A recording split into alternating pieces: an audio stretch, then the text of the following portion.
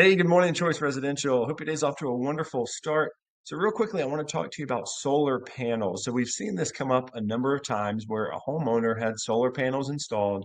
They financed that purchase over whatever term, and then 6 months, a year, 2 years later, they decide to sell the home, but they still have a lot left to pay off on those solar panels. And the agent comes to list the house, and the seller says, well, we want the buyer to take over payments on the solar panels. And the agent's kind of like, huh, well, that seems weird, but okay, you seem so confident about that. Let's do that. And you list the house, you put in the remarks that the buyer is to take over the payments.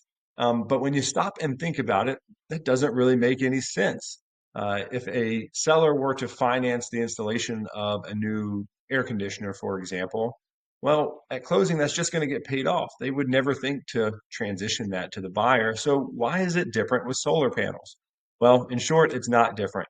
But what happens is the solar panel salespeople, the companies, they tell the sellers when they're convincing them to buy these solar panels and have them installed, no worries. If you sell the house, no big deal. You're just going to have the buyer. The buyer is just going to take over the payments. They explain it to the sellers that way as though it's just a foregone conclusion. This is just how it works. The person that buys your home takes over the payments.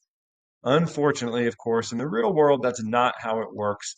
So sellers are misinformed, and it's an unfortunate piece of information for them to have to learn that, sorry, but you're going to have to pay off that extensive bill when you go to closing. So just know if you go on a listing appointment, they have solar panels, that you bring up the fact that, hey, did you finance the panels? How much more do you owe?